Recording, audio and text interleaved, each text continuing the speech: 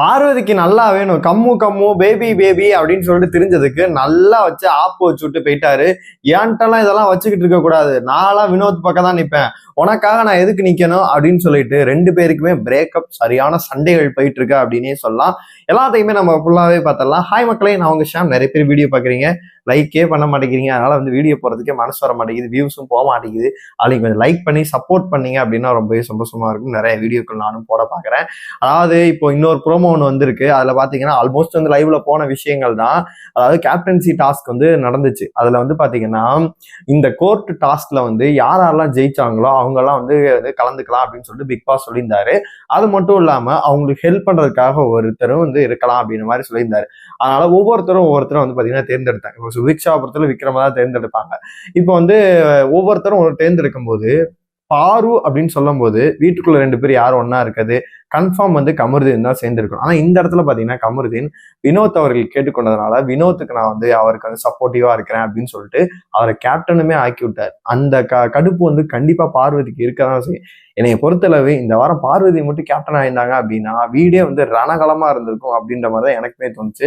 ஆனா அதை வந்து நம்ம பார்க்க முடியாம போயிடுச்சு அப்படின்னு தான் சொல்லணும். இப்ப இந்த ப்ரோமோல என்ன காமிச்சிருக்காங்க அப்படின்னு கேட்டீங்கன்னா, பார்வதி வந்து திட்டுறாங்க, எனக்கு என்னைக்காச்சும் நீ வந்து எதுக்காச்சும் நின்றுக்கியா, ஏதாச்சும் பேசியிருக்கியா, இது லிட்டரலி அந்த பால் வந்து அந்த டஸ்ட் பக்கெட்குள்ள இருந்துச்சு, அந்த ஒரு மாதிரி தள்ளிக்கிட்டே போவாங்க, அதான் டாஸ்க்கு, இப்படி பண்ணிட்டா அப்படின்னு சொல்லிட்டு அவங்க ஆதங்கத்தை வந்து வெளிப்படுத்துறாங்க. இதுவே கமருதீன் வந்து சொல்றாரு, நான் உனக்கு நின்ன மாதிரிலாம் நீ எனக்கு நின்னதே கிடையாது. நம்ம வந்து பேசிட்டு இருக்கும் போது பாத்தீங்கன்னா பிளாட்ஃபார்ம்லாம் நின்று பேசும்போது எனக்காக நீ நின்னதே கிடையாது, நான் உனக்காக பல இடத்துல நின்றுருக்கேன் அப்படின்ற மாதிரி அவர் சொல்றாரு. அப்படிலாம் கிடையாது, நானுமே உனக்காக நின்றுருக்கேன் அப்படின்ற மாதிரி வந்து பார்வதி பேசுறாங்க.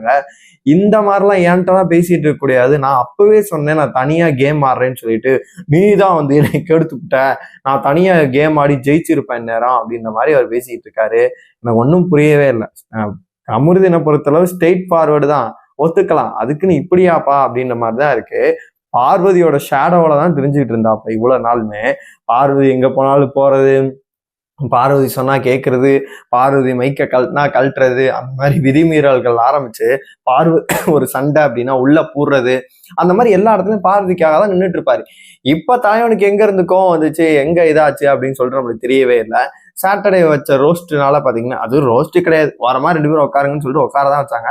அதுக்கே பாத்தீங்கன்னா லெட்ஸ் பிரேக்கப் அப்படின்ற மாதிரி வந்து பாத்தீங்கன்னா ரெண்டு பேருமே புரிஞ்சு போயிட்டாங்க அப்படின்னே சொல்லலாம். இது கமருதீனுக்கு எந்த அளவு நல்லதோ இல்லையோ, பார்வதிக்கு ரொம்பவே நல்லது அப்படின்னே சொல்லுவேன். திவ்யாவுக்கு வந்து இப்ப சப்போர்ட் பண்ணி பார்வதி சப்போர்ட் பண்ணி வந்தாங்க. அப்படி இருக்கும்போது திவ்யாவா இருக்கட்டும், வேற யாரு கூடயா இருக்கட்டும், இவங்களுக்கு ஒரு இண்டிவிஜுவல் கேம் வந்து முன்னாடி இருப்பாங்கல்ல, எல்லாரும் அடிச்சு ஆடுவாங்கல்ல, அந்த மாதிரி பார்வதி அடிச்சாந்தாங்க அப்படின்னா கண்டிப்பாவே அவங்க வின் ஆக போறாங்க. தேவையில்லாம வந்து கமருதீன் கூட சேர்ந்துக்கிட்டு அவங்களோட பேரும் வந்து ஸ்பாயில் ஆகுது. அது மட்டும் இல்லாம தேவையில்லாம ரோஸ்ட்டுகள் வாங்கிட்டு இருக்காங்க அப்படின்னே சொல்லலாம். அடுத்தடுத்து என்ன பண்ண போறாங்க அப்படின்னு சொல்லிட்டு நம்ம பொறுத்திருந்து வைப்போம். இந்த பிரேக்கப் இதை வந்து ரெண்டு பேர் பிரியதை பார்க்கும்போது உங்களுக்கு என்ன தோணுதோ, உங்களோட கருத்துக்கள் எல்லாத்தையுமே மறக்காம கமெண்ட் பாக்ஸ்ல சொல்லுங்க.